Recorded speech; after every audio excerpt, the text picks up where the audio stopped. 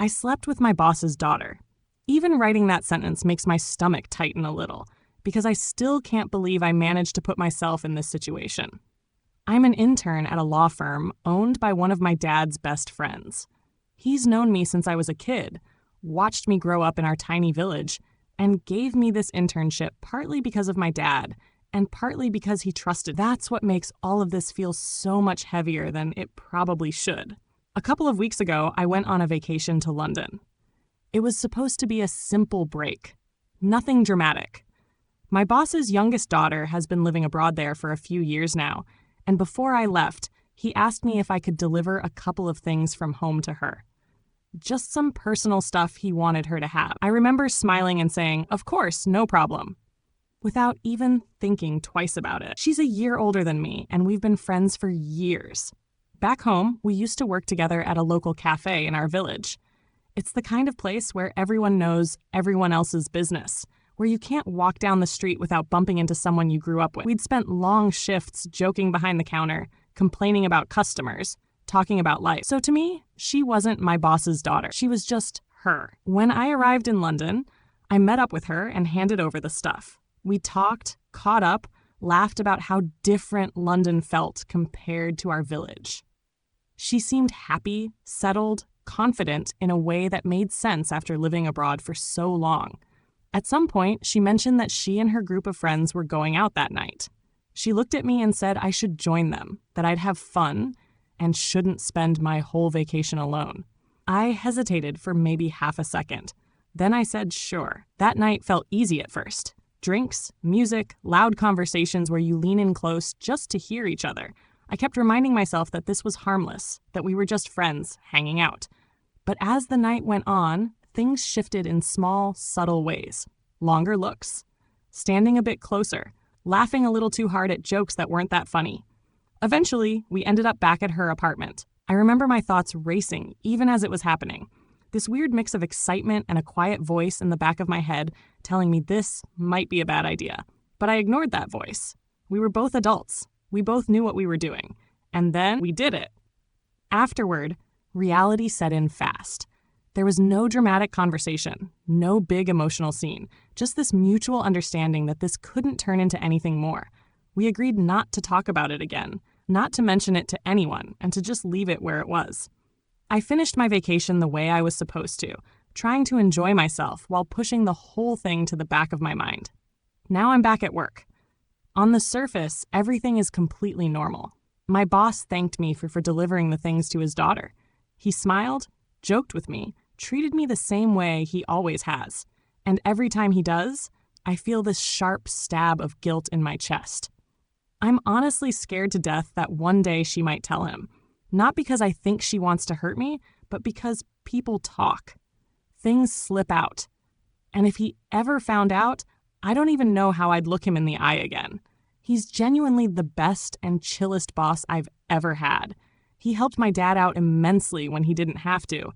And here I am feeling like a complete bastard for crossing a line that should have never even been near me. I haven't told anyone about this. I just needed to vent, to get it out somewhere, because the fear sits in the back of my mind every single day. She knows I'm an intern for him. She knows what this could mean. And all I can do now is show up to work, act normal, and hope this never comes back to ruin everything. Since coming back, nothing has actually happened, and somehow that's been the hardest part. Every normal interaction feels loaded now. Every casual conversation in the office makes my brain spiral into worst-case scenarios. I'll be sitting at my desk, pretending to focus on documents, while my mind keeps replaying everything that went down in London, wondering if that one night is quietly ticking away like a time bomb. My boss hasn't changed at all. That almost makes it worse. He still jokes with me, still asks how my dad is doing, still treats me like someone he trusts. Sometimes he'll casually mention his daughter in passing, nothing specific, just normal stuff, and my heart immediately jumps into my throat. I nod, respond like a normal human being, and then spend the next hour overanalyzing my own tone, my facial expression, wondering if I looked guilty or nervous or off in some way. She hasn't said anything either.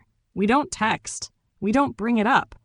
The agreement we made hangs there in silence, unspoken but understood. Occasionally, I'll see her name pop up when my boss mentions his kids, and I feel this tight knot form in my chest. I keep telling myself that she's living her life in London, that this was just a moment, that she has no reason to ever bring it up. But logic doesn't really help when fear is doing the thinking. What really eats at me is the guilt. It's not even about getting fired, though that's obviously terrifying. It's about the fact that he trusted me. He trusted me enough to ask me for a favor, enough to let me work at his firm, enough to help my dad when he needed it most. And I can't shake the feeling that I violated something unspoken, even if technically we're all adults and nothing illegal or forced happened. I keep asking myself if I'm blowing this out of proportion. Maybe I am. Maybe this is just one of those uncomfortable situations that lives entirely in my head. But then I imagine him finding out one day, maybe through a careless comment, maybe years from now, and I picture the disappointment more than the anger. That's the part that scares me. So I keep my head down. I show up on time. I work hard. I try to be the best intern I can be, almost like I'm trying to make up for something that no one else even knows about. Some days, it feels manageable. Other days, the anxiety hits me out of nowhere, and I feel like I'm carrying this secret alone in a room full of people who have no idea. I don't regret the night itself in the way you'd expect. It happened. It was mutual. It was real. What I regret is the position it put me in afterward. The constant fear, the quiet shame, the sense that I crossed a line I can't uncross. At this point, all I can do is hope it stays buried in the past where we agreed it would remain.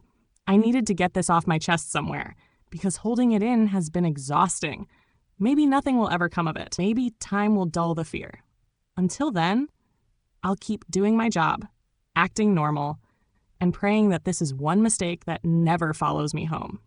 All right, this is one of those stories where technically no rules were broken, but emotionally, everything feels wrong. On paper, everyone involved here is an adult, two people who've known each other for years, reconnecting in a different environment, far away from home. No manipulation, no cheating, no betrayal in the traditional sense. And yet, the weight of who her father is completely changes how this feels. What really stands out isn't the hookup itself, it's the aftermath, the constant anxiety, the guilt that doesn't come from fear of punishment, but from fear of disappointing someone who showed genuine trust and kindness. That's a different kind of pressure, and honestly, a harder one to carry. It's also clear this wasn't some calculated move. This wasn't about power, status, or sneaking around. It was a moment that happened naturally, and then immediately became a secret neither of them wants to touch again. The silence between them now says more than any dramatic argument ever could. A lot of commenters would probably say, "You're adults? Move on." Maybe that's true. But emotions don't work on technicalities. When someone helps your family, gives you opportunities, and treats you like more than just an employee, crossing that invisible line can sit heavy for a long time. At the end of the day, this story isn't about scandal. It's about living with something you can't undo, hoping time keeps it buried, and learning how to carry guilt quietly while everything on the surface looks completely normal. And honestly, that's what makes it relatable.